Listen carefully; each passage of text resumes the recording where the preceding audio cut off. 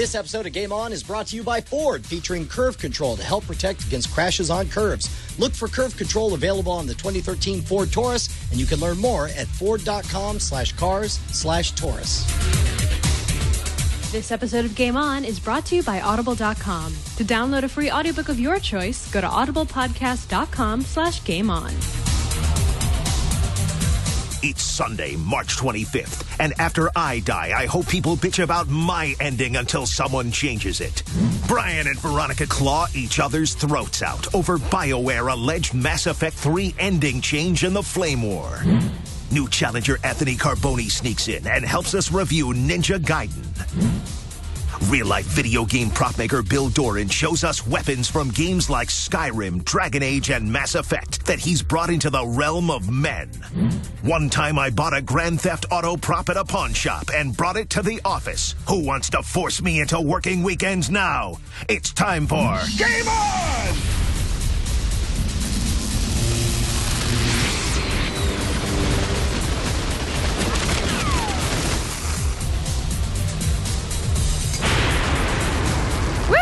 Oh, you have no chance to survive. Make your time because we are on for Game On. I'm Brian Brushwood. And I'm Veronica Belmont. Oh, my goodness. You have no idea how stoked I am to have Bill Doran on the show. I know. Dude, he's the best. Not only is his props the best, but he's the best. Do you remember that we actually met him at Dragon Con, where you and I were both in the same room with him before we even talked about having him on the show? Do we actually have footage of that, Chad?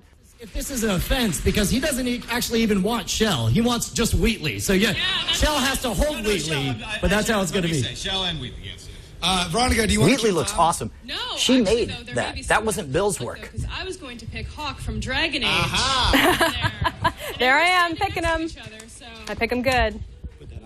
Look how good his outfit is. Oh, they're married. So they're married, and so... process that mental image real quick. That's what we do. We tear relationships apart. Dude, that was so much fun, dude. We had a face-off, what do we call it, cosplay Thunderdome for Dragon Con. And unfortunately, Hawk, my choice, did not win that evening. Neither did his wife, Shell. Neither did his wife, Shell. And yet he was kind enough to come here anyway. What was the winner? It was the guy with the the tongue. guy. It was Red Skull. Red Skull. Yeah. We called him Red Skeleton. It was horrifying. All right, no. Look, here's the thing, guys. Just a reminder, we record live every Sunday night here at 9 p.m. Eastern at live.twit.tv. And be sure to tweet out reactions live to what's going on at Twit Game On. Should you fail in this mission, our producer OMG Chad will not regale you with all the funniest and most insightful tweets at the end of the show. If he doesn't regale you, then you'll be sad. If you're sad, you'll forget to go to work and be homeless, so don't be homeless. Tweet us at Twit Game On. Yes, and remember, after we're done with this dog and pony show, our LAN party Shut Up and Play begins. That's where the cast and crew of Game On plays against anyone who wants to join in. Tonight, it is Team Fortress 2. But now, because you were too busy buying oven mitts so you could hold your new iPad, here's a week's worth of news stories in the system update.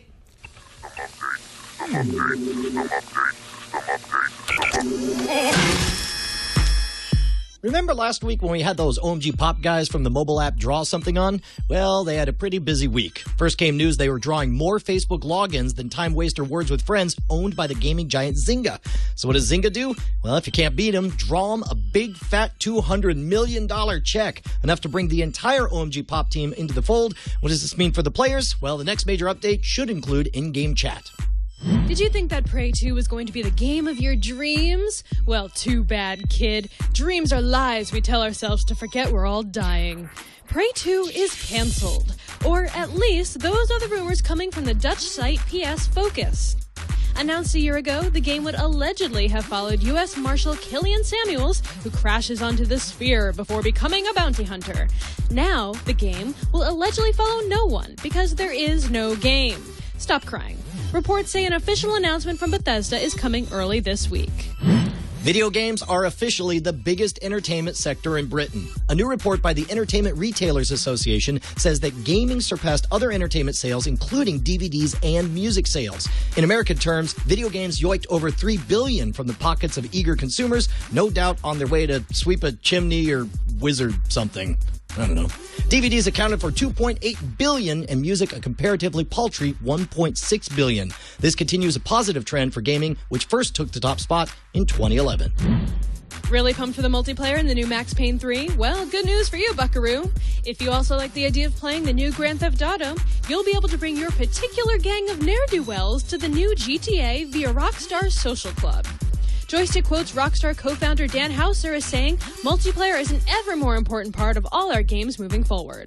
No word yet if this would extend to any other Rockstar franchises like Red Dead Redemption. Another week, another Mass Effect 3 story. This time it's news from the top. BioWare co-founder Dr. Ray Musica wrote an open letter on the BioWare blog addressing the controversy over what many fans believe is a lackluster ending to the epic space trilogy. What are they going to do about it? He says the ME3 team is hard at work on, quote, a number of game content initiatives, unquote, that hope to provide more closure to anxious players worldwide. He added that while it's been painful to read all the hate online, he's had to balance his respect to the fans with the artistic integrity of the team's choices. Now, this is normally the part of the show where me and Brian talk about one of the stories a little more in depth. But as it happens, we so violently disagree about the Mass Effect 3 ending issue that we're sending this one directly into the flame war.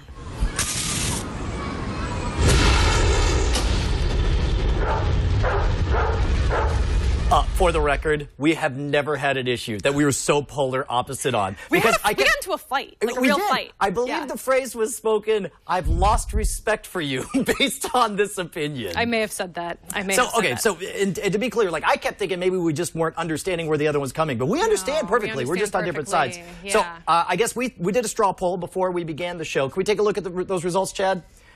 2/3 of the people agree with you that the idea of BioWare changing the Mass Effect 3 ending in response to the outcry about it being, some people say it was terrible or lame or whatever, is a bad decision. And I think what you had said is that it's a dangerous precedent, right? You want to elaborate on that? Yeah, first of all, as we said, BioWare has not said anything yet about actually changing the ending. What they said is that they're working on a number of game content initiatives. So if they want to make some DLC that helps explain the ending to people out there who are confused about what's going on, fine by me. Go for it. Absolutely. I totally get that. But if they actually change the ending or make a DLC where the ending is different, I will be very upset.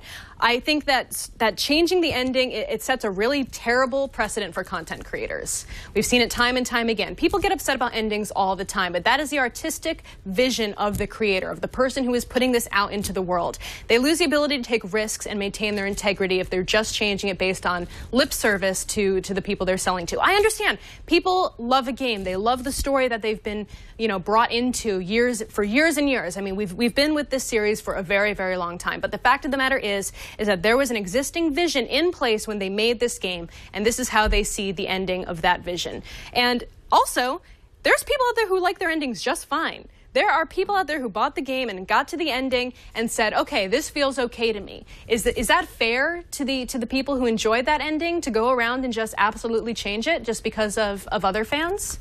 And, I see games as work of art. I see them as something that an artist is putting out into the world. Sometimes we like them, sometimes we hate them. It all depends on personal taste. But at the end of the day, it's the vision of the content creators. I want to respect that. If there's something fundamentally broken that needs to be patched and fixed, then fine. I don't think that this is broken, though. I don't think it's something that needs to be fixed.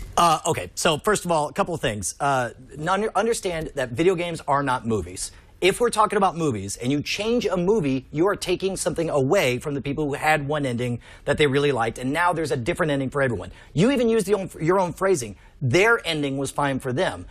Video games are fundamentally different. We mod our video games. We think it's great. We play them separately. We decide our own endings for these games. And if BioWare realizes that they failed to give a satisfying ending to 60% of the people who bought their game, how is it a bad thing for them to say, you know what, we have underserved our market and now we're going to offer more? If some third-party developer offered a hack that fixed the ending of BioWare's Mass Effect 3, everyone would be, hooray, they fixed the ending, so much better now. But because it's BioWare, all of a sudden we decide, oh, you're cratering, you're pandering to the masses or whatever. And understand also, I understand your concerns about this being a dangerous precedent, but this is not a referendum on games for all time. The question is it bad for BioWare to make this decision? And to me, they got two choices. Either they could be a jerk like George Lucas and spend the rest of their days shouting that Jar Jar is awesome and Han shot second, or they can listen to their fans, which is something that BioWare has always been amazing with,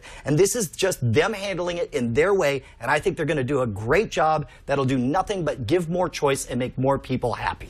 I understand the position you're coming from in terms of modding, in terms of changing, of altering. But I think at the end of the day, I think that there was a narrative that was built into this game.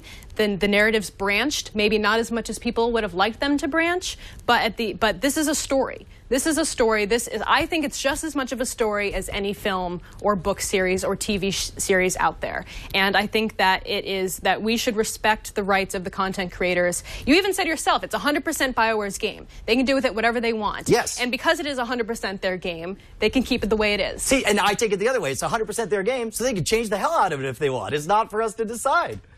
All right, we'll kick it over to you guys. We want to hear whether or not you guys agree or disagree with either one of us, so head on over to strawpoll.me/476. That's strawpoll.me/476. We'll check in at the end of the show. But first, we have to have a quick word from our sponsor. This episode of Game On is brought to you by Ford, featuring Curve Control. Curve Control is part of a whole suite of safety technologies on the 2013 Ford Taurus. It helps drivers maintain control of their vehicle when they're taking a curve too quickly. Here's how it works. Curve Control is always looking for potential problems by measuring how quickly the vehicle's turning versus how quickly you're trying to turn it. It pays attention to the roll rate, yaw rate, lateral acceleration, wheel speed, a steering angle, all this stuff I don't even understand. The point is it runs 100 calculations every second. When it finds a problem, it'll rapidly reduce engine torque, it'll apply four-wheel braking, it'll slow the vehicle up to 10 miles an hour in 1 second, and it works on dry or wet pavement. Curve Control helps protect you while driving on curves, and it's one of several new driver assist technologies available on the 2013 Ford Taurus. You can find out more at ford.com/cars/Taurus. All right, so I have to say that debate could have gone on much longer. We've covered Mass Effect so many times on this show. I think we kind of need to rein it in a little bit, but I'm very excited to see what people in the audience think about that discussion and see which way that goes at the end of the episode. But Anthony Carboni, host of New Challenger over on Revision 3, welcome. You were joining us this evening. Hello. I'm curious to know what you think about this whole ending debacle. Oh, man. I'm torn on it because I do kind of, I just lost my ear thing. I do kind of more fall on your side because I feel like nobody sits down to make a terrible ending, right? It's not like the writers sat down and they were like, how can we just really screw up this thing that we love and we've been working on forever? You know, nobody sets out to do that. They made the ending that they felt like fit the story the most. And I do think you're right. Like, you have to kind of like, you don't always like the ending of a movie. You don't always like the ending of a book, but that's the way they intended it to be. But on the same side, I can kind of see where people are coming from, where it's like, well, the entire game was about choice, and then there was no choice in the ending. What is that about? Right. No, it's tough. I agree with you on that front, on the choice issue. But we've talked that to death. You guys had a great skit, by the way, that we mentioned on last week's show about the self-help club for people who don't like endings for things. Yeah, for fans of just like sci-fi and genre fiction. I feel like, you know, when I heard this Mass Effect thing, it just sounded so familiar to me as somebody who is like a Battlestar fan and as somebody who knew a lot of Lost fans, for sure, you know. But we brought you on the show today to talk about a different video game, and that is Ninja Gaiden 3. So you've spent some time with the game this past week. Give me your impressions. Yep. Oh, man.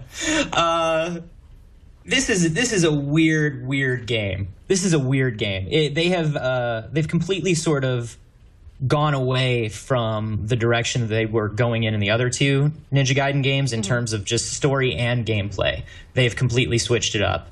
I think they were trying to respond to a lot of the criticisms from people saying that it was just too hard and inaccessible, and they kind of did too much of a 180 and kind of made the game a little flat and monotonous and kind of the same as everything else. Can you tell me a little bit about the plot? I know it stars with, if there is a plot.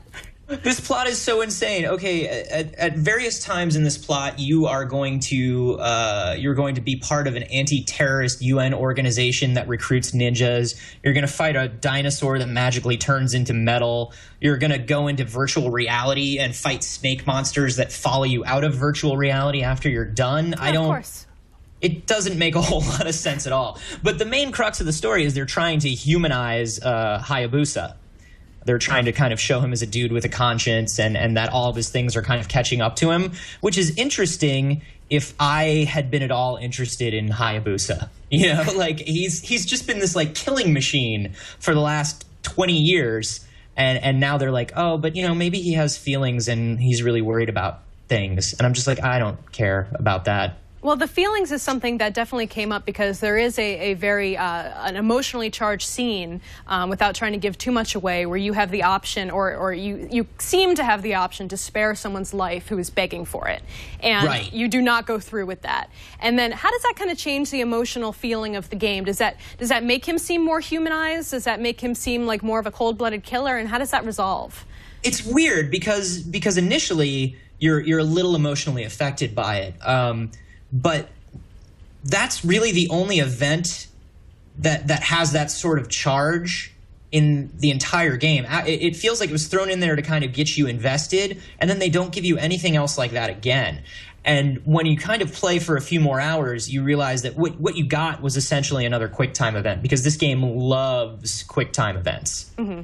Yeah, that's another thing I wanted to talk about, actually, were the QuickTime events and some of the gameplay mechanics. But if you weren't done with your thought, I didn't want to interrupt you there. No, not at all. We can definitely talk about that. Unfortunately, I mean, there's really not much to talk about in terms of emotional investment or story, because as much as they added tons of cutscenes, they don't really amount to much.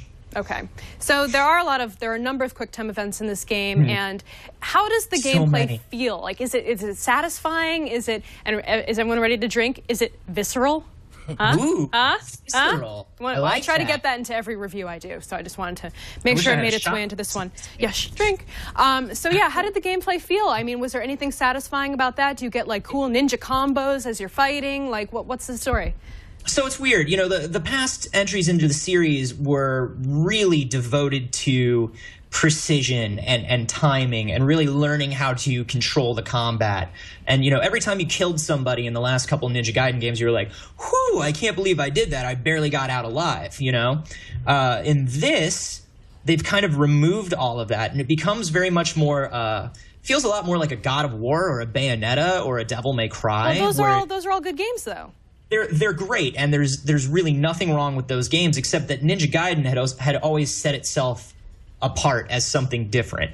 You know, in those games, there are a lot of times during the gameplay when you can look away and be mashing the attack button. When you look back, you're still fine. That wasn't really the case with Ninja Gaiden.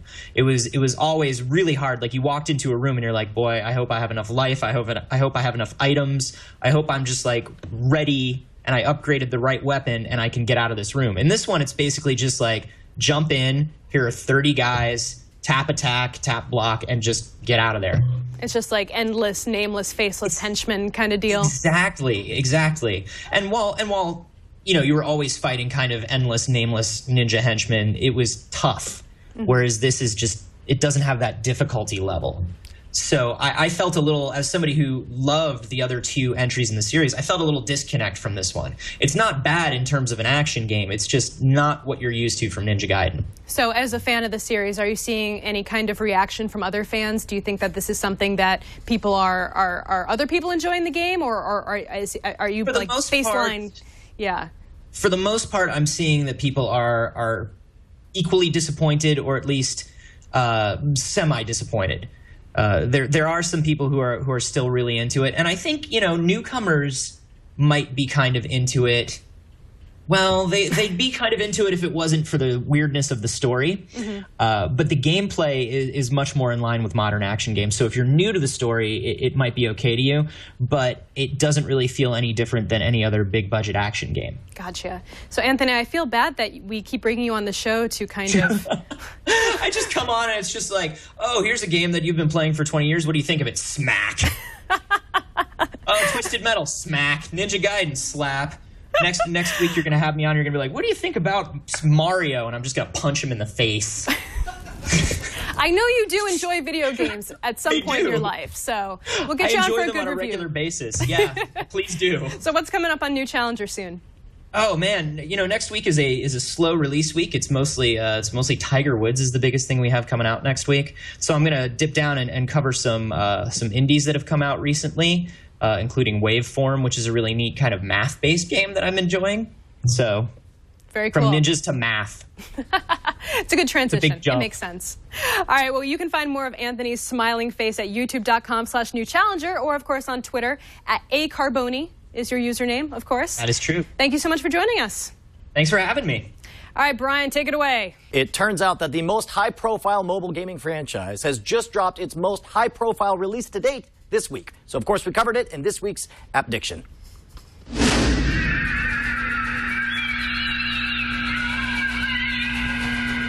Look at him go. Senator Squirrel told reporters he plans on relaxing at home during the winter months. Now on to our top story. If you take a look in the sky tonight, you might see something new this evening. Pigs. Yes, pigs have entered our orbit and are threatening our very way of life. Are they dangerous? What should the government be doing about them? To answer these questions and more, we welcome popular internet personality Phil Plait, the bad astronomer. Welcome, Phil. It's good to be here, Brian. Pigs are floating in space. They're stealing eggs and just being a general pain in the rear end. What the hell's going on here? I'm not sure what you're talking about, Brian. You're the expert. It's not like before, when the pigs used to be on Earth. Then we could just fire a few birds at them and strategically take out their positions. Now they live in the sky, Phil, taunting us. Who's to blame? Brian, I think you're talking about the new Angry Birds Space, the new mobile game. Sure, we could point fingers. How are we going to get these buggers out of the heavens and bring them to justice? Physics are completely different now, Phil. Before, you could shoot your birds at an arc. Now they only shoot forward, and you have to use gravity wells to swing your shots into the fortified positions. Do you think President Obama needs to apologize for this happening on his watch? I don't think the president has time to play Angry Birds. Well, that says a lot. What about the rumors of new artillery? Many of the birds defending our freedom now have different colors. Have their abilities changed, or does this new environment simply render them useless? Again, I'm pretty sure you're talking about the video game. So you're saying the safety of our American eggs is a game? I am saying it's the plot of a popular video game. I have it downloaded on my phone right now. Are you in contact with the space-based opposition? Are you now, or have you ever been a pig conspirator? This is the sequel to Angry Birds that's available on iOS and Android and Mac and PC. If you love the original game, you're going to love this one even more. The addition of new physics adds a totally new layer to the gameplay. I have to admit, I'm addicted to it myself. Addicted, huh? Addicted to the death of the vile pig menace? Sure. You're a true patriot. Fine, whatever. Coming up, it's a nutty sex scandal for the newly elected Senator Squirrel. We have all the details after the break. So I did get my hands on the new Angry Birds, and I got to admit, it actually, they're playing this exactly right. Angry Birds, of course, mega popular franchise, and they're doing the right things for it. They're adding a novel gameplay mechanic that does make it interesting. It does give you an excuse to come back for it. And they give a superficial facelift to all the birds. They're all techno-roboted out. And, I mean, I'm only a few levels into it, but it's going to be the same time suck that the original Angry Birds are. Have you played it yet? I have not played the new one. Are you going to play it? I will probably play it. It's worth doing. After that video. Yeah, we should actually point out that Angry Birds Space is available for only 99 cents, and we want to give a huge thanks to the bad astronomer, Phil Plait, for helping us out. Check him out at the Bad Astronomy blog at Discover. He's the best. And don't worry, Senator Squirrel, there's plenty more where this came from. We're about to meet Bill. He makes props from video games like weapons and armor into real-life things in the actual world. You can touch them with your very fingers. And we count down the top 5 best-dressed characters in video game history. But before we do any of that, here's some vital information that might just change your life. This episode of Game On is brought to you by Audible.com. Audible.com is the leading provider of audiobooks with more than 100,000 downloadable titles across all types of literature, including fiction, nonfiction, and periodicals. For listeners of Game On, Audible is offering a free audiobook to give you a chance to try out their service. One audiobook you may consider downloading is Extra Lives, Why Video Games Matter, by Tom Bissell and narrated also by Tom Bissell. It may be years before anyone arrives at a true understanding of what games are, what they have done to popular entertainment, and how they have shaped the wider expectations of their many and increasingly divergent audiences. To download this audiobook for free, or another one of your choice, go to audiblepodcast.com/gameon. That's audiblepodcast.com/gameon. So our next guest is the mastermind behind Punish Props, a place where they create actual physical weapons from all your favorite games like Skyrim, from Mass Effect, and of course from StarCraft. Bill Doran, thank you so much for joining us, Bill. Hello, Brian. It's good to be here. Dude, how do you get started on this kind of thing? Well, for me, it was my friends. My friends who are horrible and awesome at both at the same time. We decided to do costumes for conventions. We live in Seattle, so we went to PAX dressed as Team Fortress characters. After that, it was StarCraft. After that, it was Wolverine, and it was this endless succession. Before you know it, I'm going to Tap Plastics every weekend, going to Harbor Freight, buying new tools every other week. So do you have a background in construction, or is this something that you totally just self-taught and you started from scratch? A lot of it is self-taught. My traditional background is in 3D design and computer art, so I did have sort of a head start there. Okay, and so walk us through. Show us some of the stuff that you brought for us here today. So I've got some Mass Effect guns over here that I did. This is from Skyrim. Now, what was the name of these weapons here? Oh, all right. This is the N7 Eagle pistol from Mass Effect 3. Okay, and if you haven't seen it, if you're not watching the video version, if you're on audio, these things are freaking dead accurate, and they have an amazing heft to them. And each one of these you make, what, by hand? Or I guess we'll talk about how you actually make them. But what else we got here? So this is Maroon's Razor from Skyrim. Awesome. Yep. With now, the thing I love about this is that it actually feels sharp when you hold it. Like, I feel like I could stab a hobo or an orc with this thing. That's awesome. And of course, the pylon from This StarCraft. is from StarCraft, that's right, from StarCraft 2. This actually lights up and off. So, dude, that is awesome. So seriously, okay, and we should point out that you were kind enough to actually donate some of these to the show, and I loved the little modifications that you made on these. Here, zoom in over here. If you look at the pylon from StarCraft, he actually put the TWiT bug on the pylon. The Maroon's Razor is supposed to be the Oblivion symbol, but instead you inverted it to make it a V for Veronica. And then this is my personal favorite. Instead of the N7 logo on one side, you put the BB star from Brushwood. Freaking rad. The pylon is also powering this part of the set. So you get started with cosplay, and you decide you want to get started. Are you building them the same way you always did, or did you change your techniques over the years? Well, my traditional process, which is an ever-evolving process, involves designing stuff in vector, just drawing it on the old computer, getting reference images from the games, if I can, or a Google image search. Do you have to troll certain forums looking for leaks of news for upcoming titles? Well, it depends. Google Internet Search or image search will usually find that. The replica prop forums is a fantastic place to start if you want to look up techniques, and people will often post reference images that they've found there, too. Okay, so when you're first getting started, because I know that there's certain techniques you use to mass produce them, and then there's other techniques that you use just to create the original prototype. Looking at these three guns here, for the life of me, until I picked one up, there's no way for me to tell which one of these would have been the original. But it turns out this one's the original, and the only way I could tell is that it's lighter than the other one. So where do you begin on that process? So after I've designed it, I'll take and cut out pieces from materials like foam PVC, styrene. This is MDF wood. This right here is actually acrylic that's been laser cut, which is something that I will be doing more and more in the future because it's super fast. And then once I've created the original, like the one we have over here, this one's been finished, but the original will make a silicone mold out of it, and then I can pull So before, this is obviously, you painted this after the fact, but once you had made it, and we're looking at a time lapse right now of how you actually made Maroon's Razor here. So you're actually, when you say you're layering it, you use what, like a bandsaw to cut the plastic into individual slices that you glue all together? Yep, that's one way you could do it. You could build it up out of foam or out of, let's say, clay if you wanted to. If you're going to make something out of a mold, the master isn't terribly important. Once you've made the mold, you can then do what I've done, which is to cast the pieces out of plastic. And what I've got here is a polyurethane 2-part resin plastic. Okay, now you notice that obviously this is not something that you would cast all at once, just as one. I guess you could. I suppose there's certain technical limitations, and you'd probably have a substantial loss in quality for that. But you broke it down to 4 individual pieces. How do these all go together? So these assemble. Imagine I'm a sniper. I got my suitcase. I pull my gun pieces out. And these all go together just like this. And I did it in pieces for a number of reasons. One is for ease of molding, because you got air bubbles and all kinds of complications sometimes. But also, if I wanted to put electronics in this, I could cast this middle piece hollow, and I would have access to the middle bit. I could get into the trigger. It gives me more options. I could alter the top. This is actually based on the M5 phalanx from Mass Effect 2. Okay. So if I were to chop this bit off here and put a different top on it, bam, I got a gun from a different game. You know, I wonder if there's not a benefit to, by having all these pieces, you can look and see that, oh, the new gun for this game is exactly the old gun with a different rifle attachment or whatever, and then you're just able to swap out that one part.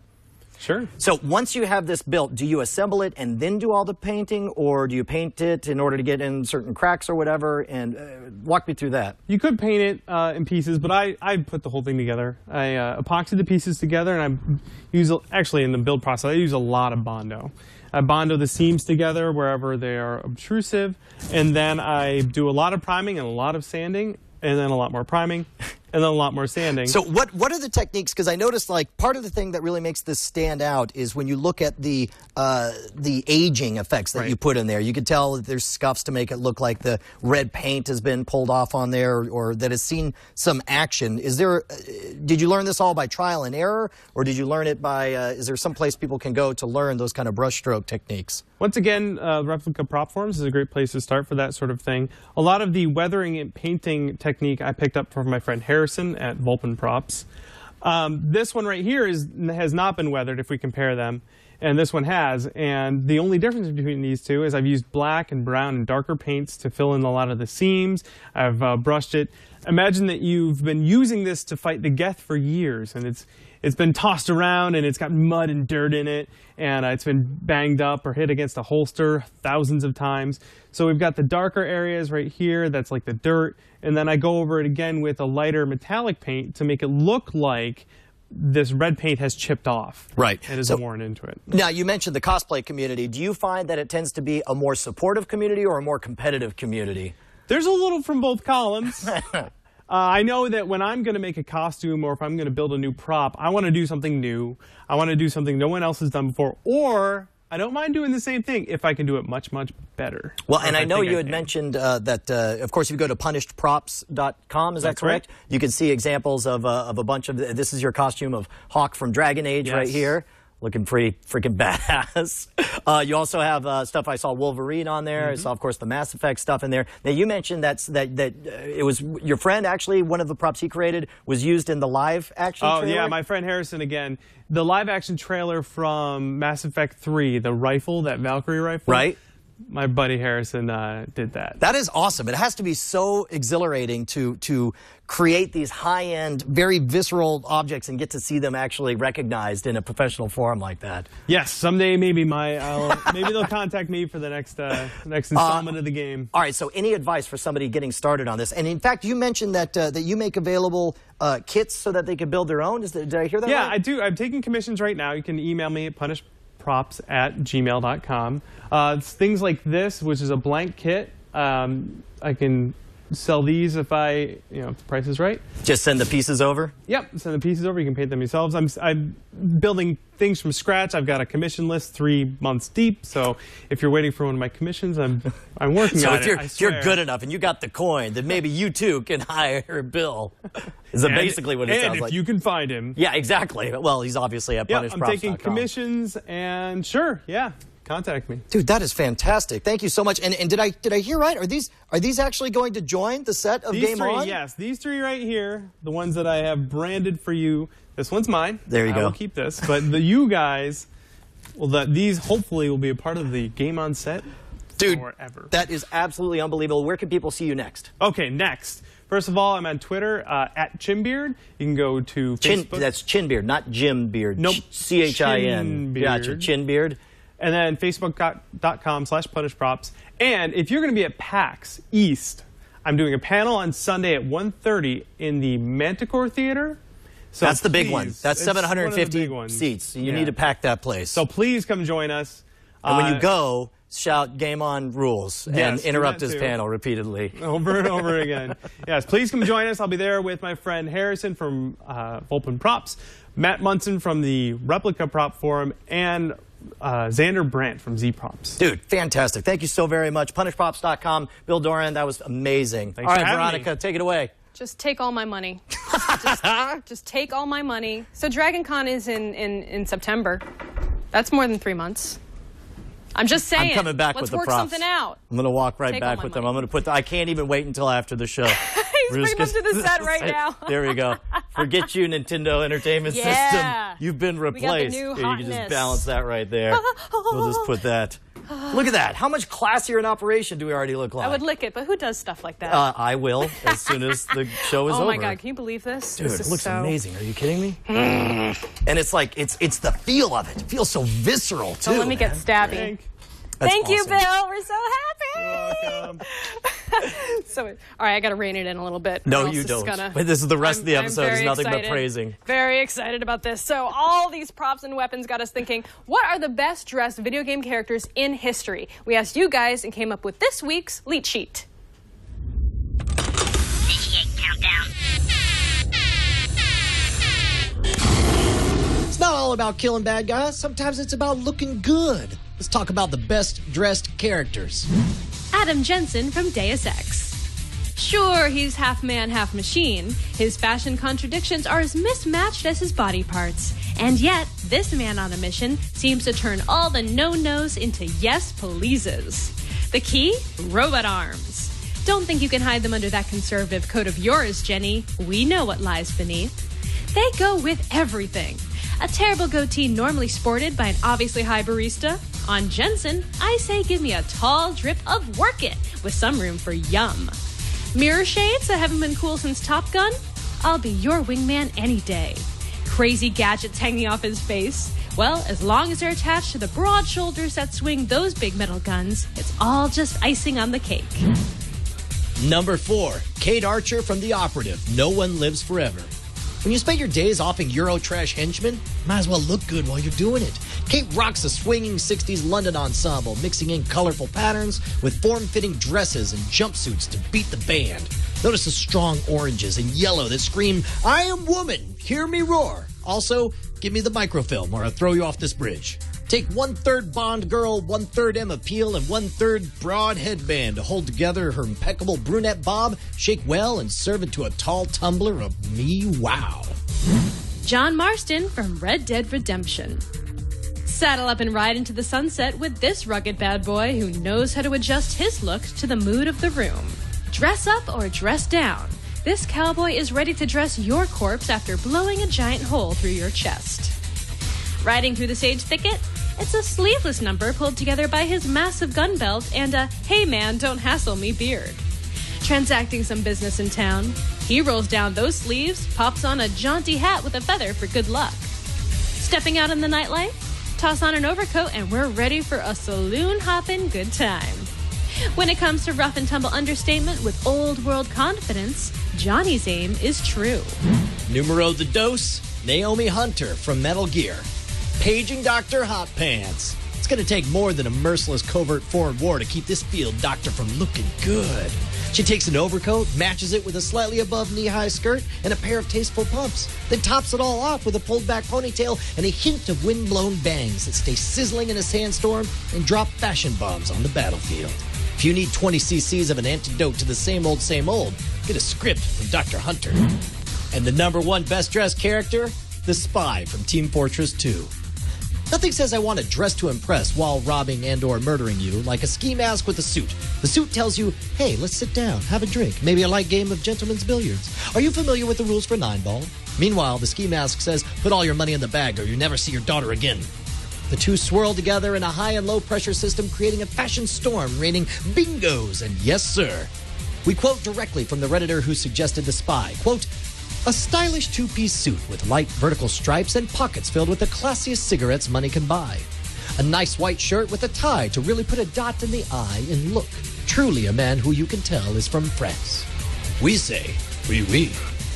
Of course, we want to give a huge thanks to Valerno, Peralton, T2T2, Press Grove, and Kent USMC for submitting to our Reddit. That's twitgameon.reddit.com. And if you want to help out with the Leet Sheet, and then you can shut your mouth when you complain if you think we're wrong, be sure to drop by on Monday nights and leave your suggestions because we ask right away. I thought, dude, The Spy was a natural fit. I thought it was great. Chat room was about 2/3 in favor, 1/3 not. Yeah, I defy you to find anyone better dressed. That is the most dapper assassin I've ever seen. They did mention like a lot of the ladies from Final Fantasy from the series they in got general. Boobs, I guess. Well, no, they got great outfits. With the boobs, yeah. Come on, whatever. Anyway, now let's find out what happens when this carnival winds down. Oh yes, it is Shut Up and Play.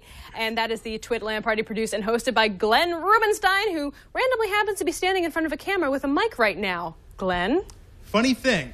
Tonight, Sunday, March 25th. Oh my God, we are playing Team Fortress 2 once again. We're going to have a grudge match going on with NBA Jam. We're going to do a play date with Mario Party.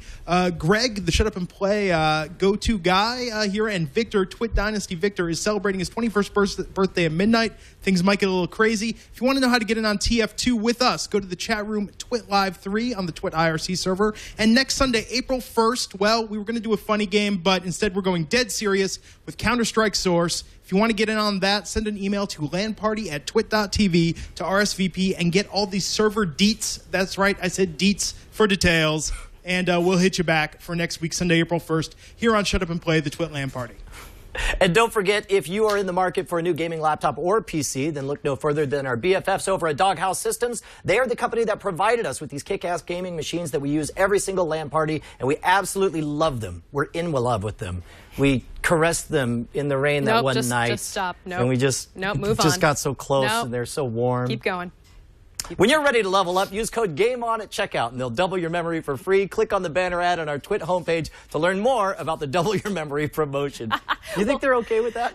You may have made them a little uncomfortable with that one. Well, they make me uncomfortable with their hot, sassy systems. We respect them.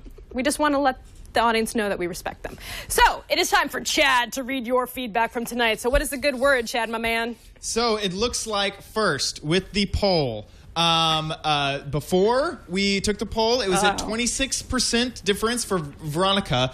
Now, meaning I was winning. Oh, well, yeah, dude, you clearly had the more favorable position going in, right? By 26 points. But after, that has been reduced to just 6%. What? I'm still winning, though. Yes, there's a 20% gain. So here, let's actually just go ahead. Well, I was going to bring. You know what your problem, Veronica, is you always take the more popular position. So it's easier, like to explain what's unpopular. Then you could double. I don't know how it changed. It's just, well, maybe I just got more people who they actually watched the show. And well, it could be. No, it's clearly not you. Could be my it's argument. Not you. What else, Chad? My Move logic. on. It looks like Doran Solon says, "I didn't like the ending much of Super Mario 1. Can they change it, please?" Okay. Yeah, seriously, dude. But they already do, and we praise it when it's Mario with portals. We love changing our games. It's movies that take something away. Okay, well, J.S. Smith 87 says, to your point, Brian, changing the ending of Mass Effect 3 is like adding Hayden Christensen to the Return of the Jedi, and that's bad. So he's using your argument against him. Did I get the? I'm glad that the voting is closed. Right? So, OMG Eddie for the win. He's taking my OMG, by the way, at the beginning of his username. No, he's been around. I think he's had it longer than you. I've seen OMG Eddie for the win around here a lot. I'm projecting. He says, if only they could make some sort of Mass Effect 4. So he's really excited about Mass Effect 4, and maybe. I mean, I think that's the other thing too. Is it's not the end of the series. There's going to be more in this universe for sure. Absolutely. I mean, I can say that almost, unequivocally that there is going to be more to this story. I just don't think they should change. Who would you like to play this story in Mass Effect 4? Joker's story. Joker goes home, watches online porn, eats Cheetos, and goes to sleep. Yeah, that'd be awesome. Watches robot porn and eats Cheetos and goes to sleep. I was hoping you didn't really hear any of that. Definitely heard. Okay, I have one final thing for you guys. Jeremy Lusk says, "Wow, at Bad Astronomer and at Twit Game On, Geek Synergy #grabberbarf." So yes, that was synergy. Thank you again to Phil. He was such we came to him. We were like, listen, we'd like to do a skit where it's complete idiocy, and you're just aghast at it. He's like, sure, why not? He's like, I'll do that. Yeah. Absolutely. All right, well, huge thanks, of course, to Anthony Carboni of New Challenger, Prop Master Bill Doran, and the Bad Astronomer Phil Plait. Next week, we're joined by Lizzie Cuevas of the Glowing Stars. We're going to have a live studio performance of the Glowing Stars and an amazing chiptune band, and, of course, Matt, her other bandmate as well. And we are very excited about it. It's going to be right here in the studio. I think it's the first time it's ever happened on Twit. We're getting all kinds of big. We got fancy props. We got props. We got musicians. Bands. This is huge. Tell all your friends. And make sure to give us 5-star reviews on iTunes. Do that. We will see you guys next time.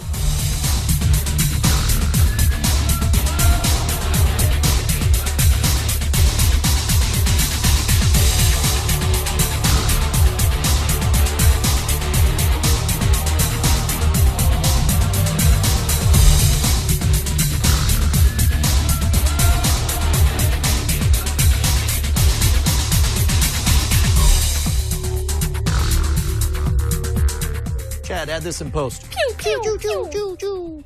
I will do. Choo, choo, choo. Here. Do you know what I had to do to get this blade? This was not easy to get this blade. That was a long quest line. Oh, I was just like, you just had to ask Bill really nicely. Yeah, and he just was like, you didn't do What are you anything. talking Bill got on a plane and came down to give it to you. You lazy? What? That's right. Bill have to do to get that. Bill's got it together. Oh, this is so awesome. Oh, my God. I love it. I love it. Okay, you It's ready my for favorite some thing. funny stuff? Funny times. Yeah.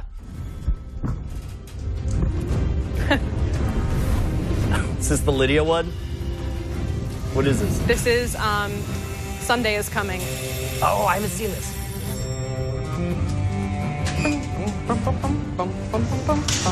Oh, 1 week.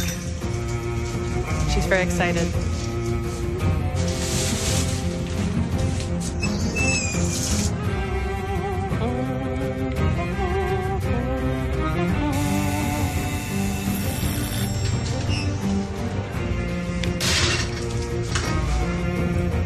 This is the point where I start to wait for payoff. No, you'll get there. It'll get there. All right. I'm trusting you. It'll start right now. The payoff is coming. Oh, my God.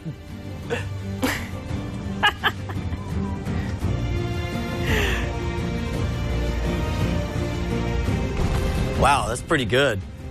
Both the dragon cupcakes and the Daenerys. Stormborn. She's Stormborn or Targaryen? She's not Stormborn. Oh! He's the worst Betty Draper I've ever seen. Next Sunday. Oh, that's awesome. Wow, very well played. Wait, that the end just cracks me up. She is so me, by the way. At the end, there's more. Khaleesi! It's next Sunday. So disappointed!